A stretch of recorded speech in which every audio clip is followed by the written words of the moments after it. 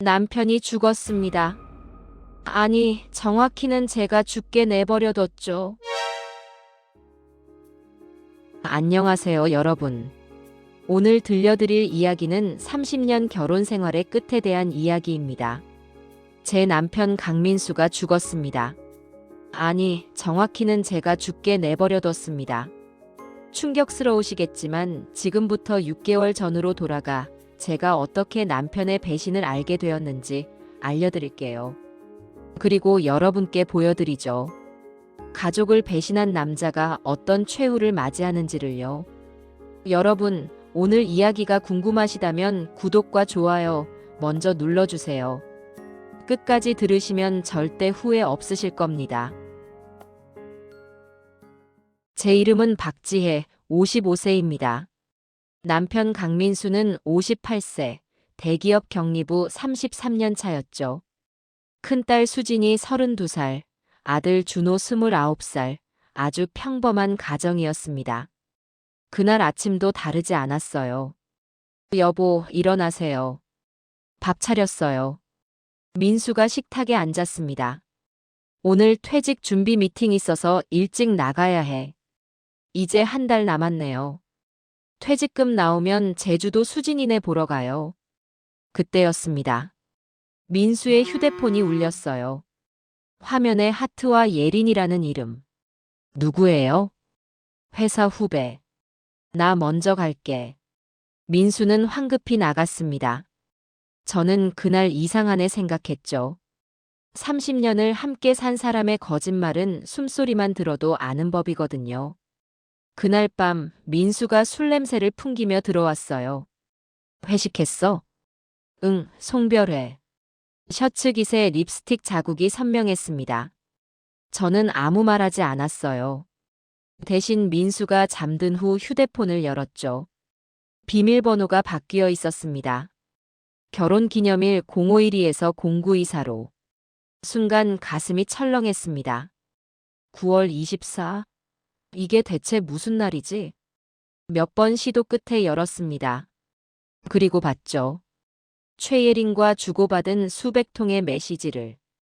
오빠, 오늘 우리 만난 지 딱 1년이야. 사랑해.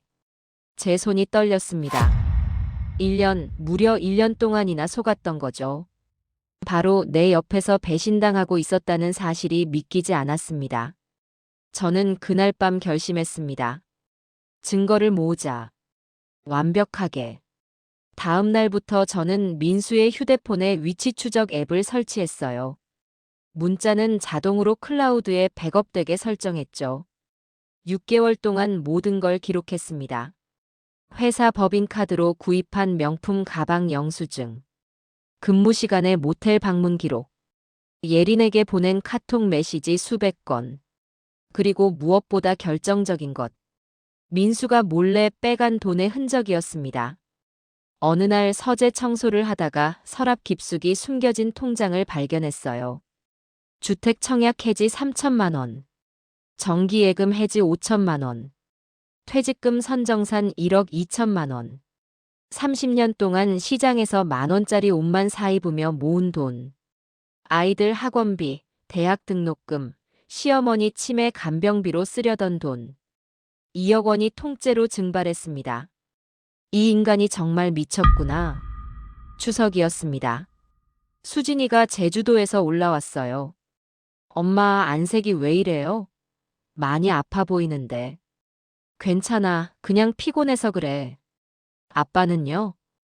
회사 일 있다고 나가셨어. 명절에요? 수진이의 눈빛이 날카로워졌습니다. 준호가 부엌으로 들어왔어요. 엄마, 아빠가 요즘 이상하지 않아요? 집에도 늦게 오고. 설마 아빠 또. 조용히 해. 내 누나 듣는다. 사실 저는 이미 알고 있었습니다. 하지만 명절에 가족들 앞에서 터뜨릴 수는 없었죠. 저녁 무렵 민수가 들어왔습니다. 향수 냄새가 진동했어요. 아빠, 늦으셨네요. 수진이의 목소리가 차가웠습니다. 회사 일이 좀 있어서. 명절에 무슨 회사 일이요? 요즘 통 얼굴도 안 보이시던데요. 수진아, 어른한테 그게 무슨 말버릇이야. 민수가 버럭 소리를 질렀습니다. 그 순간 온 집안이 얼어붙었죠. 준호가 아버지를 노려봤습니다. 아버지, 혹시 다른 여자 있는 거 아니죠? 왜 예전에도 한 번 그러신 적 있잖아요. 뭐, 이 새끼가. 민수가 준호의 멱살을 잡았습니다. 여보, 명절인데 제발. 제가 소리쳤어요. 수진이가 울음을 터뜨렸고 손주들이 겁에 질려 울기 시작했습니다. 그날 명절은 최악으로 끝났습니다. 명절이 지나고 일주일 후 저는 더 이상 참을 수 없었습니다. 저녁 식사 자리. 민수가 밥을 먹는데 문득 물었습니다. 여보, 9월 24일이 무슨 날이에요? 민수의 수저가 멈췄습니다. 갑자기 왜? 휴대폰 비밀번호. 결혼기념일에서 9월 24일로 바꿨더라고요. 민수의 얼굴이 백지장처럼 변했어요. 그게 그냥 아무거나 한 거야. 제가 휴대폰을 꺼내 탁자 위에 던졌습니다. 최예린이요. 29. 회사 후배. 1년 동안 만났죠. 9월 24일이 처음 만난 날이고요. 당신이 어떻게요? 6개월 동안 다 알고 있었어요. 당신이 어디 가는지, 누구 만나는지, 무슨 말 하는지 다요. 제가 서류 뭉치를 던졌습니다. 이게 뭔지 알아요? 당신이 그 여자한테 쓴 돈 목록이에요. 총 4,800만 원. 회사 법인카드로요. 횡령이죠, 이거. 민수가 벌떡 일어났습니다. 당신 미쳤어? 미친 건 당신이에요. 30년을 함께 산 사람을 배신하고 예금, 적금, 어머니 병원비 할 돈까지 몰래 다 챙겨가고 당신 회사 돈까지 몰래 썼잖아요. 그래, 맞아.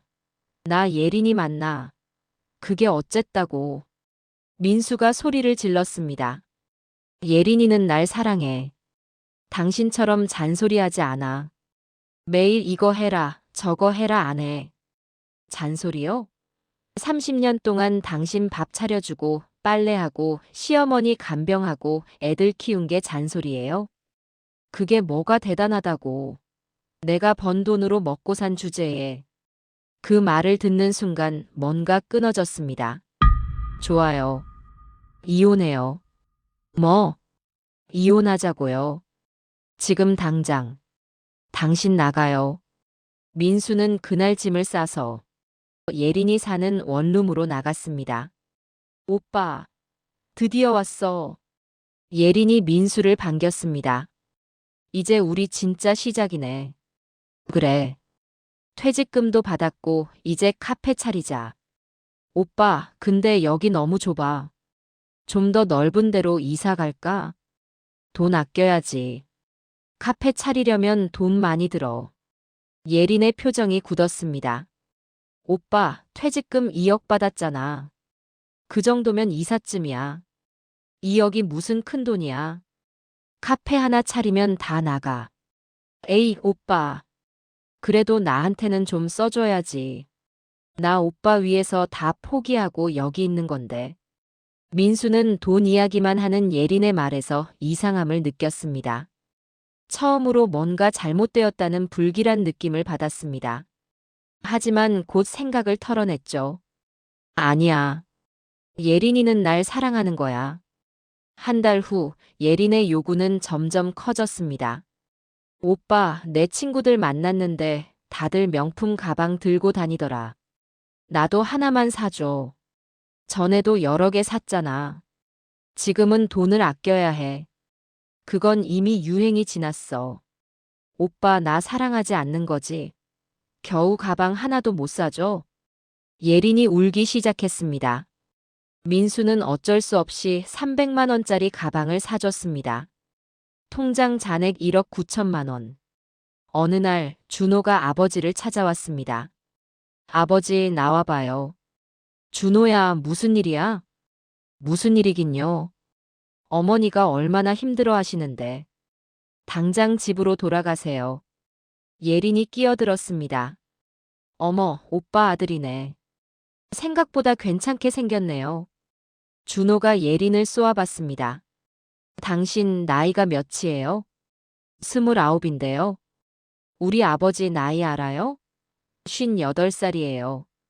우리 어머니는 55살이고 30년을 함께 사신 분이에요.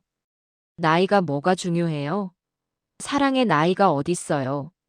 준호가 비웃었습니다. 사랑? 우리 아버지 통장에 있는 2억이 좋은 거겠죠. 뭐라고요? 예린의 얼굴이 붉어졌습니다. 지금 저보고 돈 때문에 오빠 만난다고요? 아니면 뭐예요? 당신 나이면 젊은 남자 얼마든지 만날 수 있잖아요. 근데 왜 우리 아버지예요?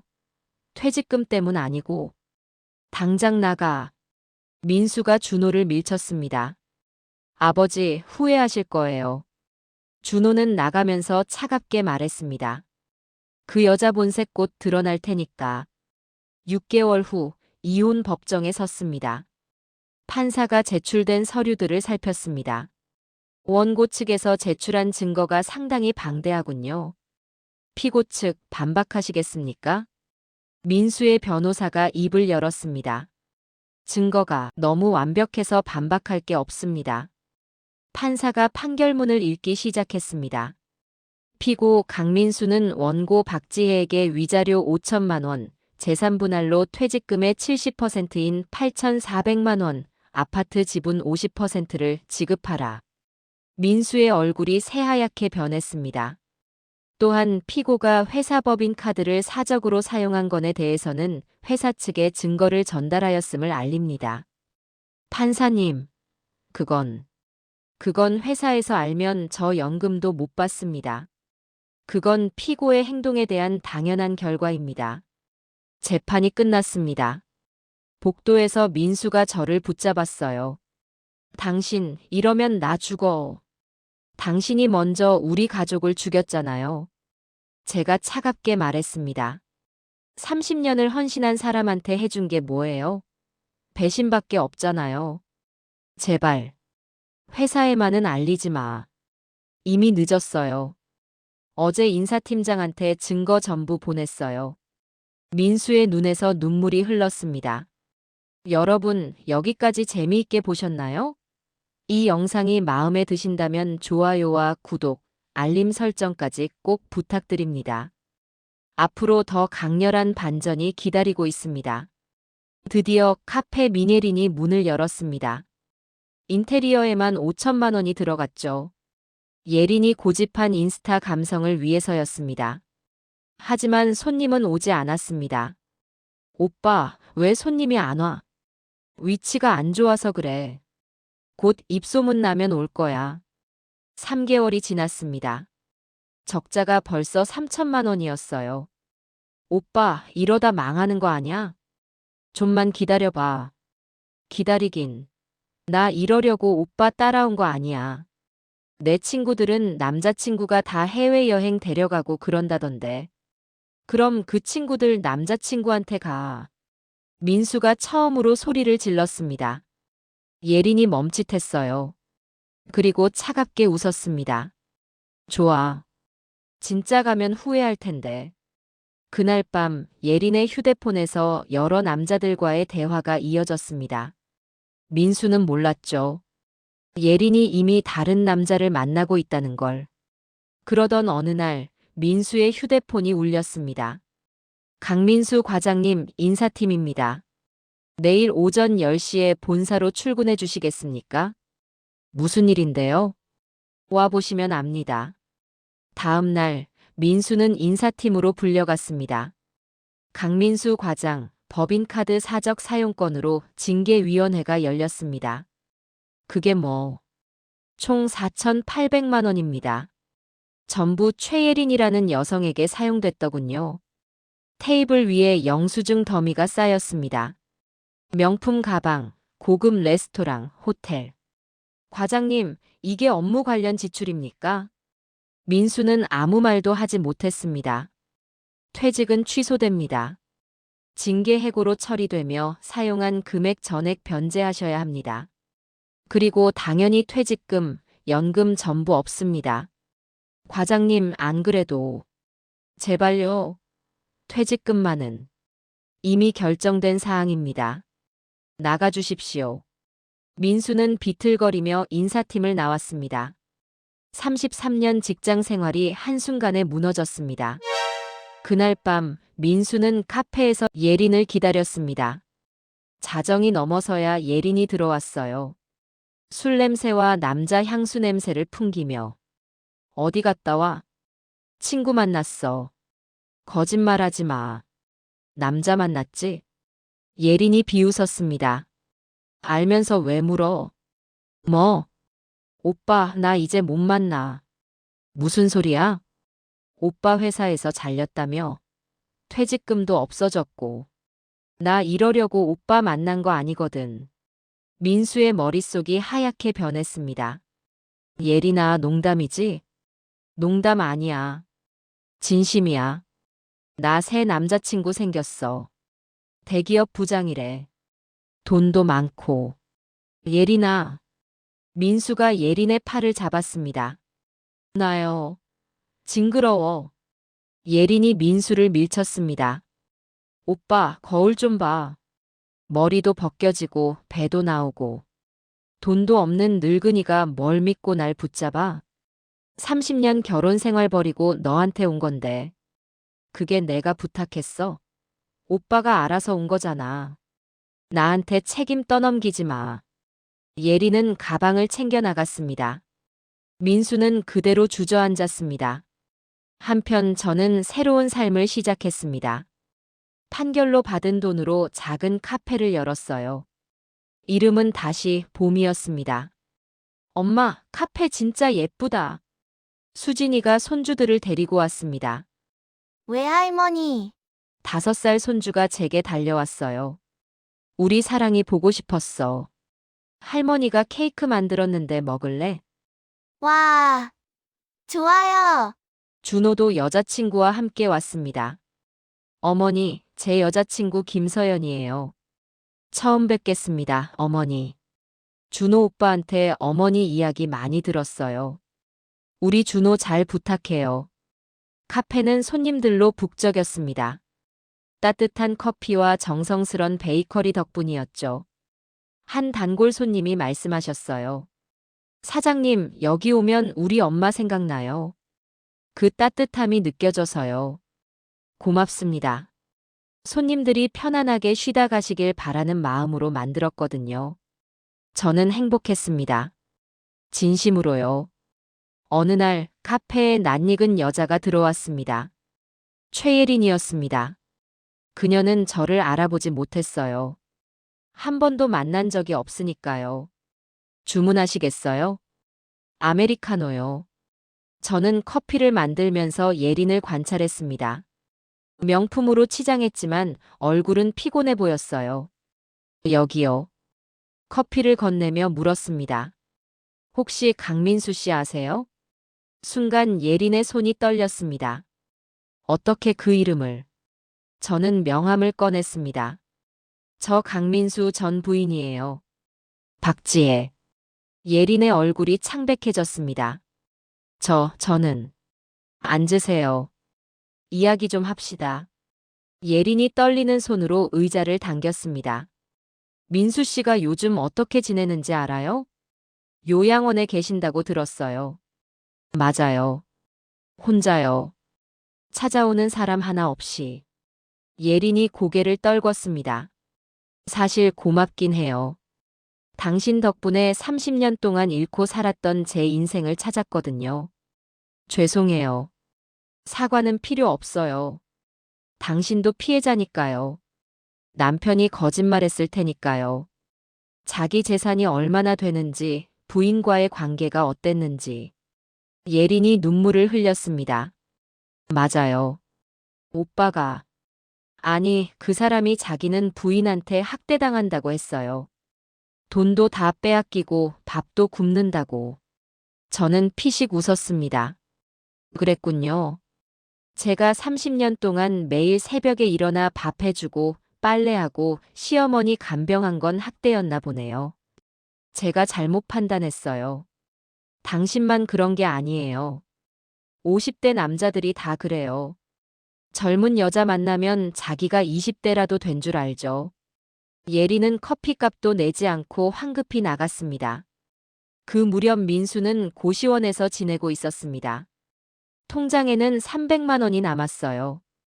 카페 정리하고 예린한테 준 돈 빼고 회사 변제금 내고 남은 돈이었죠. 건강도 나빠졌습니다. 당뇨, 고혈압, 우울증까지 왔답니다. 일자리를 구하려 했지만 59세에 징계해고 경력이 있는 사람을 원하는 곳은 없었습니다. 어느 밤 민수는 편의점 소주를 마시다가 제게 전화를 걸었습니다. 여보, 나야. 죄송한데 누구세요? 나잖아. 당신 남편. 아, 전 남편이요? 무슨 일이세요? 미안해. 다 내가 잘못했어. 우리 다시 시작할 수 없을까? 저는 웃음이 나왔습니다. 다시요? 30년을 하루아침에 쓰레기처럼 버리고 나간 사람이 다시요? 제발.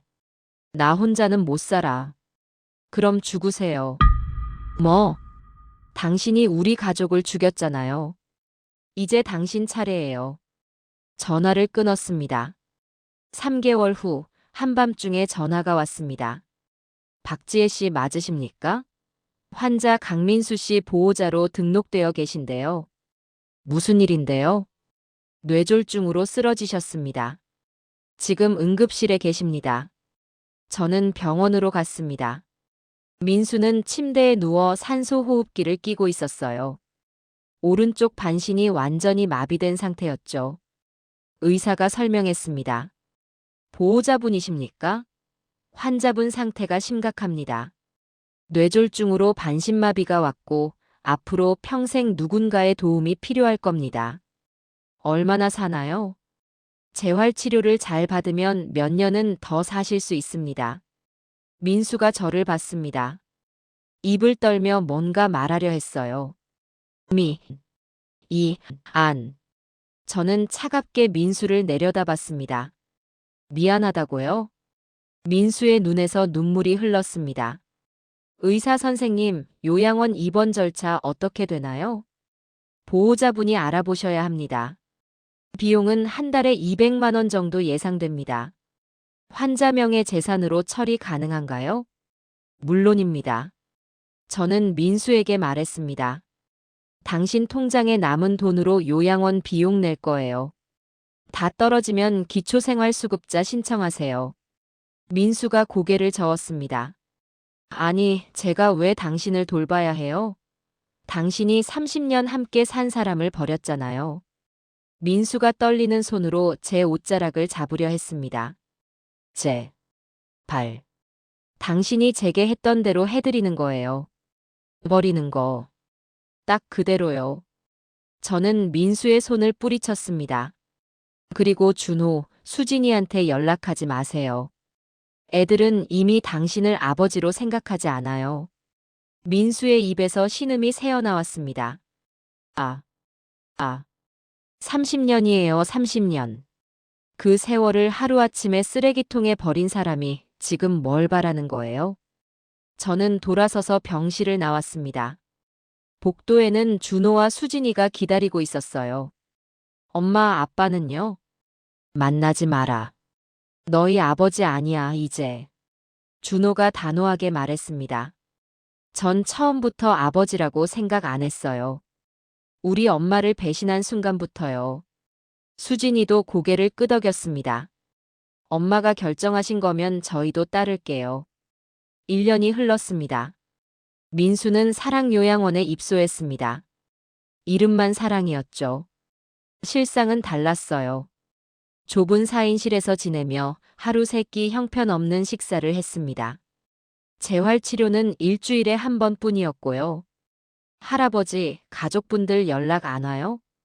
요양보호사가 물었습니다. 없어. 자식분들도요? 없다고. 민수의 목소리는 힘이 없었습니다. 창밖을 보며 멍하니 시간을 보내는 게 일상이었죠. 같은 방을 쓰는 다른 할아버지들은 주말마다 가족들이 찾아왔어요. 할아버지, 보고 싶었어요. 아버지, 오늘 좋아하시는 불고기 싸왔어요. 그런 모습을 보며 민수는 매일 울었습니다. 내가 뭘 잘못한 거지. 그냥 사랑했을 뿐인데. 하지만 답은 없었습니다. 요양원 비용도 석 달째 밀렸어요. 민수의 통장은 이미 텅 비었으니까요. 강민수 씨, 다음 주까지 비용 입금 안 되면 퇴소 조치됩니다. 원장의 통보였습니다.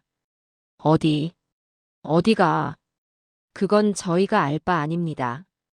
기초생활수급자 신청하시든지 아니면 쉼터 알아보시든지 하셔야죠. 민수는 그날 밤 혼자 울었습니다. 정말 갈 곳이 없었으니까요. 같은 시간 저는 카페 2호점 오픈을 준비하고 있었습니다. 엄마, 2호점까지. 대박이다. 준호가 샴페인을 터뜨렸습니다. 다 손님들 덕분이지. 그리고 너희들 도움도 컸고. 수진이가 아이들을 데리고 왔어요. 외할머니, 축하해요. 고마워, 우리 사랑아. 할머니가 새 가게에서 내가 좋아하는 딸기 케이크 만들어줄게. 준호의 여자친구 서연도 꽃다발을 들고 왔습니다. 어머니, 축하드려요. 제가 준비한 거예요. 아이고, 고마워. 우리 며느리 될 사람이 이렇게 예쁘고 착하니까 좋네. 오픈 파티에는 단골 손님들도 많이 왔어요. 사장님, 축하드려요. 2호점도 꼭 성공하실 거예요. 저희가 매일 갈게요. 저는 행복했습니다. 남편 없이도, 아니 남편 없어서 더 행복했어요. 그날 밤 집으로 돌아오는 길에 수진이가 물었습니다. 엄마 행복해요? 응. 너무 행복해. 이게 진짜 내 인생인 것 같아. 아빠 생각은 안 나요? 생각? 하나도 안 나. 그 사람은 이미 내 인생에서 지운 사람이야. 수진이가 제 손을 꼭 잡았습니다. 엄마 최고예요. 한편 예린도 순탄치 않았습니다. 새로 만난 대기업 부장은 유부남이었어요. 처음엔 이혼하고 너랑 결혼할 거야 라고 했지만 새빨간 거짓말이었죠.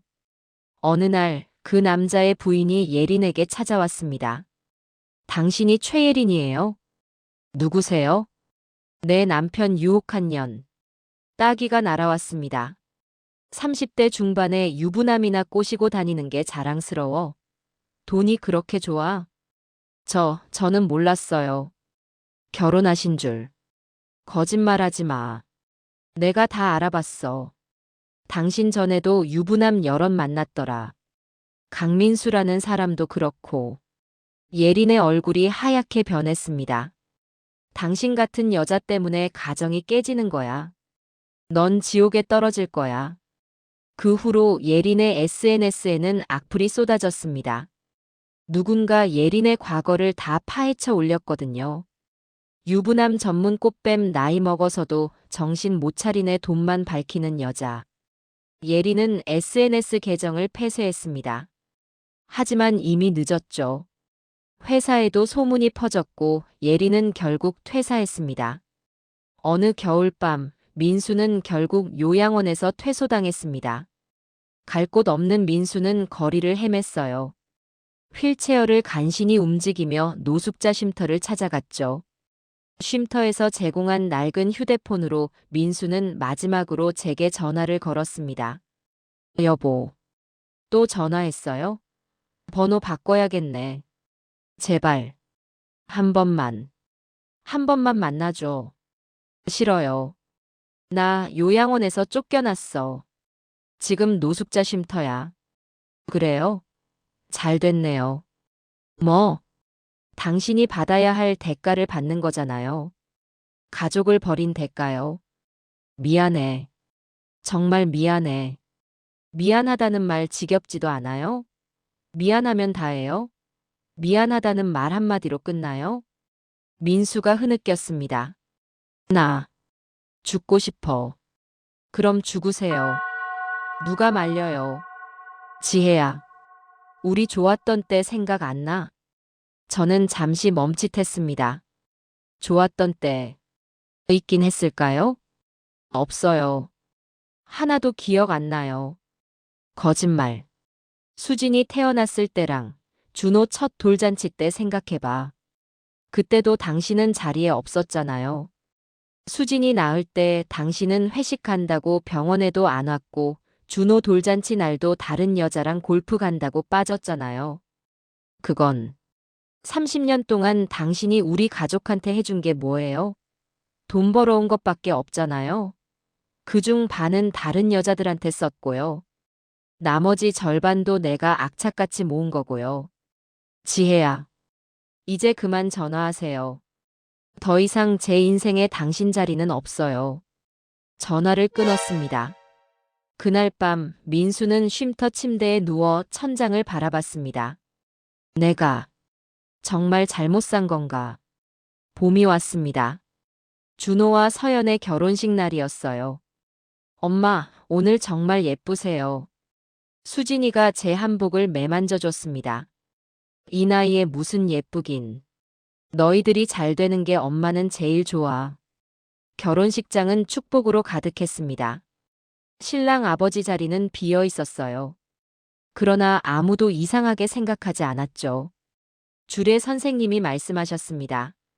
신랑 신부는 서로를 존중하고 사랑하며 평생을 함께 하겠다고 약속합니다.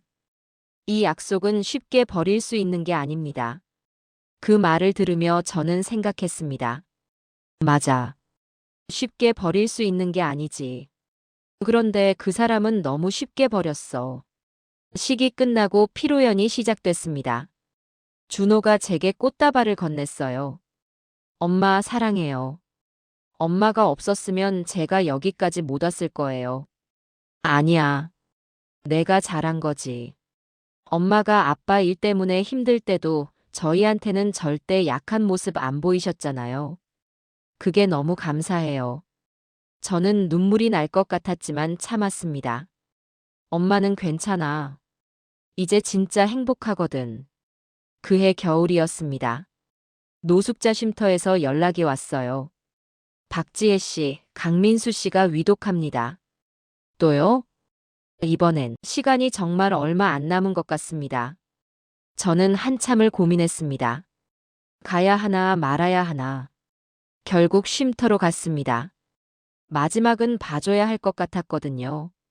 민수는 작은 침대에 누워 있었습니다. 폐렴이 악화돼서 숨도 제대로 못 쉬고 있었어요. 해. 왜 나를 불렀어요? 해. 그건 안 될 말씀이네요. 저는 단호하게 말했습니다. 30년을 함께 산 사람을 배신했잖아요. 가족을 버렸잖아요.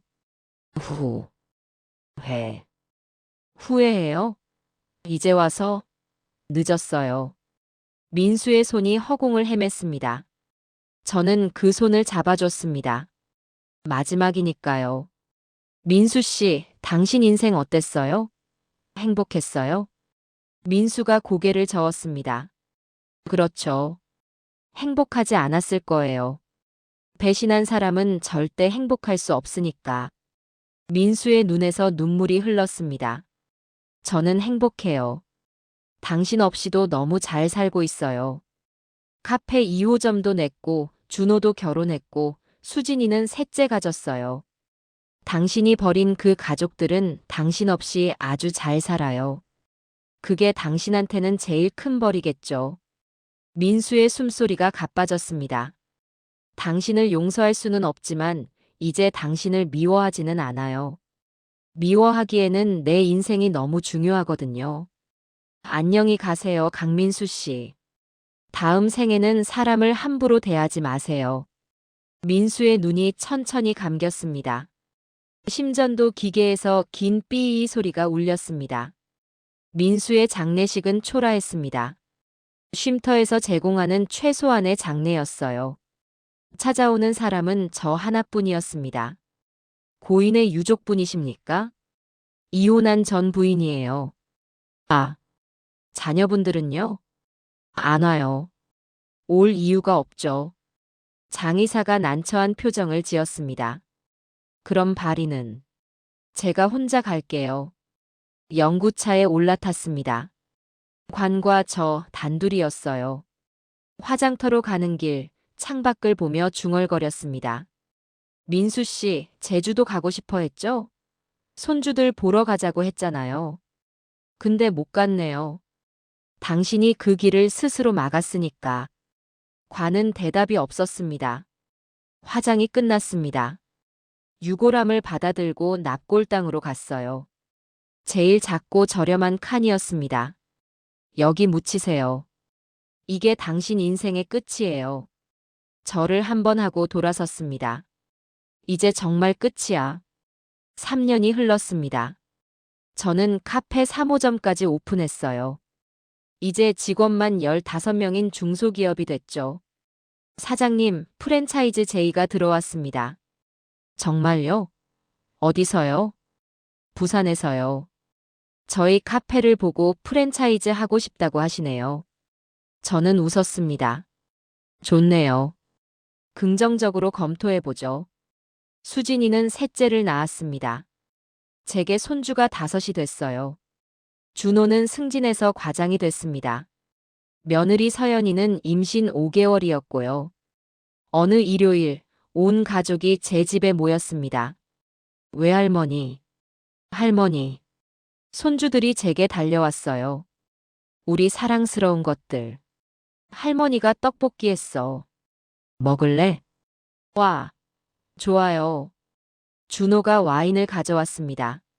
엄마, 오늘 건배합시다. 엄마의 성공을 위해. 아니야. 우리 가족의 행복을 위해서 하자. 우리는 잔을 부딪혔습니다. 그 순간 저는 깨달았습니다. 진짜 가족은 혈연이 아니라 함께하는 거구나. 민수가 없어도, 아니 민수가 없어서 더 완벽한 가족이었습니다. 여러분, 긴 이야기 끝까지 들어주셔서 감사합니다. 제가 이 이야기를 하는 이유는 복수나 원한 때문이 아니에요. 전하고 싶은 메시지가 있어서입니다. 나이가 들어서도 인생은 끝이 아니라는 것. 55세에 이혼했지만 저는 새 삶을 시작했어요. 사업도 하고 손주들도 돌보고 무엇보다 제 자신을 위해 살고 있습니다. 그리고 배신에는 반드시 대가가 따른다는 것. 민수는 30년을 함께 한 가족을 버렸어요. 그 결과는 혼자 외롭게 죽었습니다. 아무도 찾아오지 않는 초라한 장례식이었죠. 마지막으로 사람을 함부로 대하지 말라는 것. 특히 오랜 시간 함께한 사람을요. 그 사람이 약해 보인다고 무시하면 안 됩니다. 오랜 시간 동안 가정을 지킨 사람은 약한 게 아니라 강한 겁니다. 진짜 사랑은 나이나 외모가 아니라 존중이라는 것도요. 민수는 예린의 젊음에 끌렸어요. 하지만 그게 사랑이었을까요? 아니죠. 그냥 늙음에 대한 두려움이었을 뿐입니다. 지금 이 영상을 보시는 분 중에 혹시 배신당한 경험이 있으신가요? 힘드시죠? 저도 그랬어요. 30년이 무너지는 기분이었습니다. 제 인생이 끝났다고 생각했어요. 하지만 틀렸습니다. 끝이 아니라 새로운 시작이었어요. 여러분도 할 수 있습니다. 50대든 60대든 70대든 상관없어요. 제가 증명했잖아요. 그리고 혹시 지금 배신을 생각하고 계신 분이 있다면 말씀드리고 싶어요. 당신이 버리는 사람이 얼마나 소중한 사람인지 나중에 깨달아도 소용없어요. 민수처럼 후회하며 죽고 싶지 않다면 지금 곁에 있는 사람을 소중히 여기세요. 오늘 아침에도 저는 카페 문을 열었습니다. 사장님, 좋은 아침이에요. 단골 손님의 인사가 반갑습니다. 좋은 아침이에요. 오늘도 아메리카노 드릴까요? 네, 그리고 사장님이 만드신 치즈케이크도요. 커피를 내리면서 창밖을 봤어요. 햇살이 눈부시게 쏟아졌습니다. 오늘도 좋은 하루네. 남편 없이도 완벽한 하루. 이게 제가 선택한, 제가 만든 인생입니다. 여러분도 만들 수 있어요. 여러분만의 행복한 인생을요.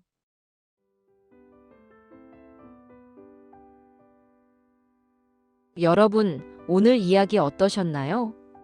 공감되는 부분이 있으셨다면 댓글로 이야기 나눠주세요. 그리고 이 영상이 도움이 되셨다면 구독과 좋아요, 알림 설정까지 꼭 부탁드립니다. 다음 영상에서도 더 감동적인 이야기로 찾아뵙겠습니다. 기억하세요. 배신에는 대가가 따릅니다. 그 대가는 당신이 버린 사람이 정합니다. 그리고 늦은 시작은 없습니다.